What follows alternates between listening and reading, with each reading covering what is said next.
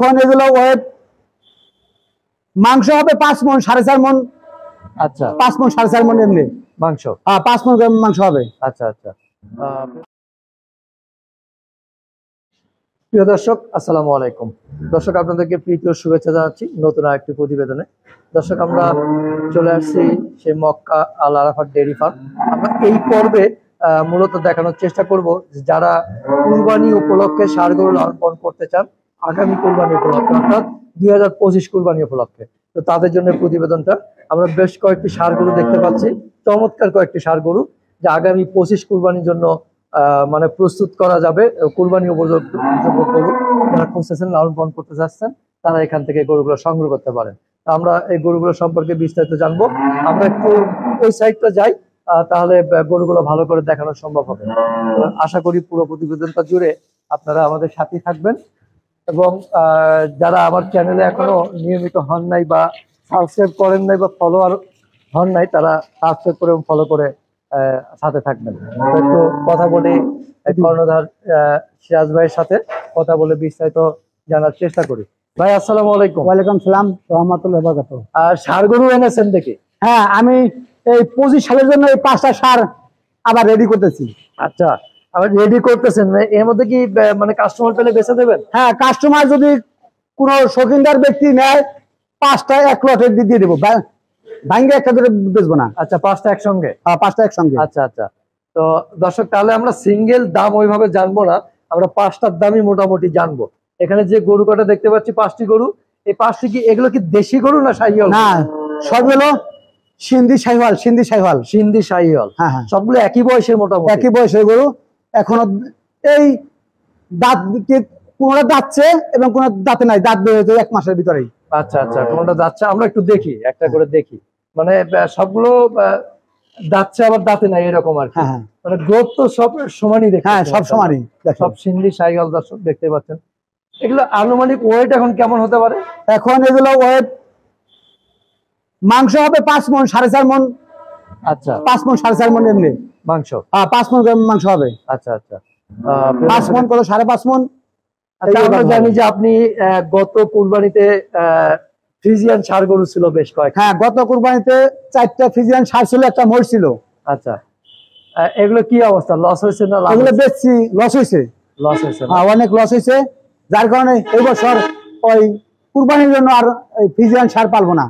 সব সিন্ধি শাহিওয়াল। সিন্ধি শাহিওয়াল। সিন্ধি শাহিওয়াল। হ্যাঁ। তাহলে আমরা যে পাল্লা দেখতেছি এগুলো মোটা তাজা করানোর জন্য কি খাওয়াচ্ছেন? এগুলো খাওয়াচ্ছিল ওই ভুট্টা ঘাস ভাঙে খাওয়াচ্ছি, আর হলো আপনার ভুট্টা ভাঙে আর গমের ভুসি দিয়ে আর ছোলার ভুসি দিয়ে। আচ্ছা, মানে এগুলো খাওয়াচ্ছি। হ্যাঁ। আচ্ছা, এমনি অন্য কোনো মোটা তাজা করার জন্য? না না, এমনি কোনো মেডিসিন না, শুধু একমাত্র দানাদার খাবার। দানাদার খাবার। আচ্ছা, এই যে 5টা দেখতেছি, কেউ যদি আসলে সিঙ্গেল নিতে চায় সেক্ষেত্রে দেবেন কিনা? না না না, সিঙ্গেল বেচবো না, বিক্রি করলে 5টা এক লটে হয়, লট হিসেবে। লট হিসাবে। তাহলে 5টা আপনি কেমন প্রাইস আশা করতেছেন আনুমানিক? 5টা 9 লক্ষ টাকা। 9 লক্ষ টাকা? তাহলে কত করে পড়লো এক একটা আনুমানিক? গড়ে পড়লো হলো 180 করে। 180 করে? সেক্ষেত্রে কি দামটা একটু বৃদ্ধি হলো না? না, বেশি হয় নাই। এগুলো কুরবানিতে ইনশাল্লাহ যদি আল্লাহ পাক কোনো বালা মজা না হলে এগুলো 3.5 করে বিকবো কুরবানিতে। আচ্ছা, 9 লক্ষ টাকা আপনার চাওয়া, আর দরদামের কি সুযোগ আছে? দামাদাম করা যাবে না? ওই আসলে এক জায়গায় বসতে হয়তো 2-10,000 কম বেশি ওটা।